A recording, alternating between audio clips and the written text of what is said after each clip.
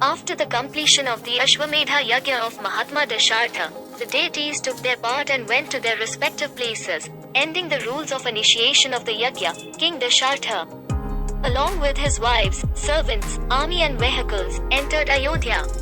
In the Yajna, he went to his own country.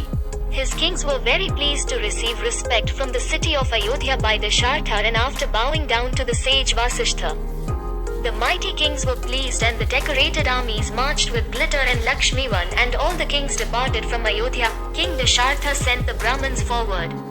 Entered Ayodhya. Rishyashringa, worshipped by all, was walking in front of him with his wife Shanta. In this way, after leaving everyone calmly, Dasharatha started living happily in Ayodhya, thinking about the birth of sons. After the completion of the Yajna, when the 6 seasons had passed and the 9th day of Chaitra, the 12th month, was the nakshatra of Punarvasu. Ravi, Bhaum, Shani, Guru and Venus belonged to the 5 exalted signs: Aries, Capricorn, Libra, Cancer and Pisces, Cancer ascendant and Jupiter ascendant with the moon. At that time Kausalya gave birth to Lord Rama, who was blessed by the whole world. The most fortunate son of the Ikshvaku dynasty, Rama was born from the meaning of Vishnu. Kausalya was beautified because of that son of unlimited brilliance, as Aditi was adorned because of Indra, the chief of the gods. The true mighty Bharat was born from Kaikeyi. Bharat, the 4th part of Vishnu, full of all qualities and having a happy intellect, was born in Pushya Nakshatra and Pisces ascendant.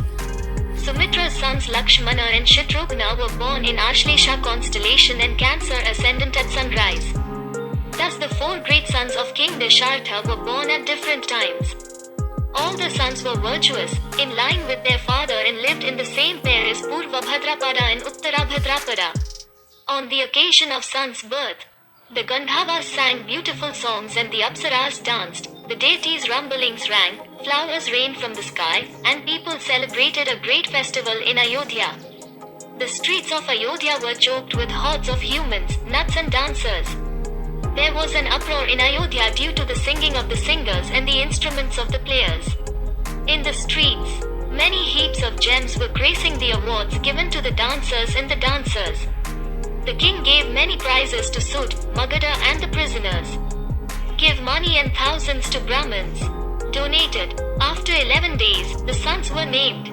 The greatest of all, Rama, Kaikeyi's son Bharat, Sumitra's eldest son Lakshmana and younger son Shatrugna were given these names by the supremely pleased Vasishtha.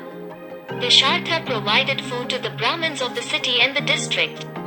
Unlimited and many gem groups were given to the Brahmins. Thus Dasharatha performed the rites of caste and rites for those sons. The eldest Rama was like a flag in him and very dear to his father.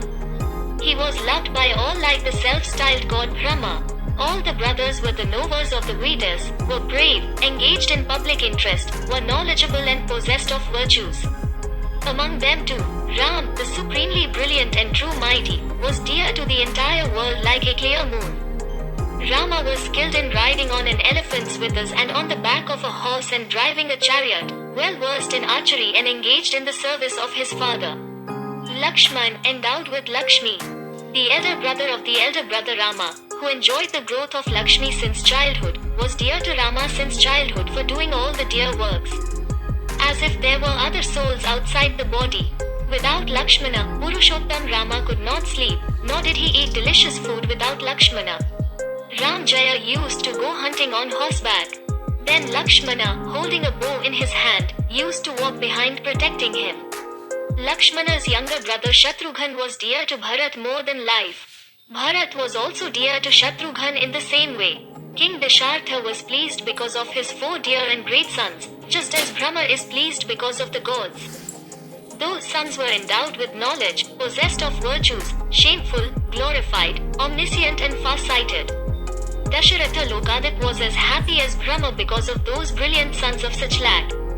In human form, as powerful as a tiger, these 4 brothers were engaged in the study of the Vedas and in the service of their father and were skilled in archery.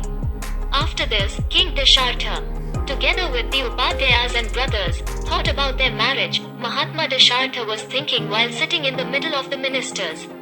At that very moment, the most stunning Mahamuni Vishwamitra came. Wishing to see the king, Vishwamitra said to the gatekeepers, "Tell me about the arrival of Gadhi's son Kaushik soon." Hearing this, all the gatekeepers ran towards the palace. Everyone was terrified by the effect of Vishwamitra's sentence. He went to the Raj Bhavan and informed the Ikshvakuvanshi king Dasharatha about the arrival of Vishwamitra.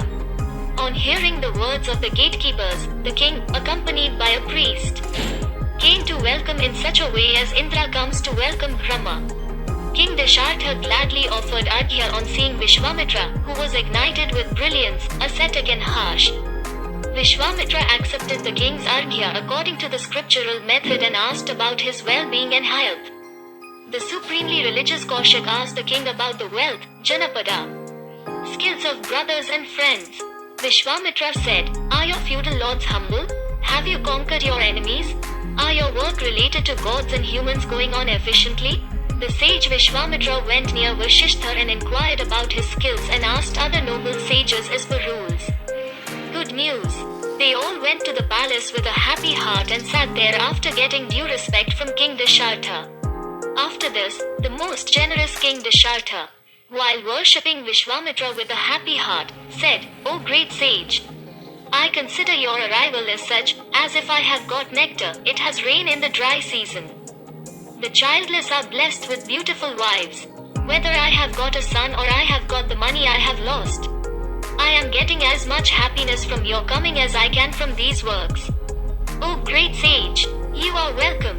Which wish should I fulfill happily? O Brahman, you are entitled to take service from me. O religious, you have come here only because of my good fortune. Today my birth became successful and life became beautiful. First you spread the light of your tenacity in the form of Rajarshi. I became a Brahmarishi. You are my worship in many ways. Tell that. You tell the purpose of your visit. I want to be blessed by following your orders.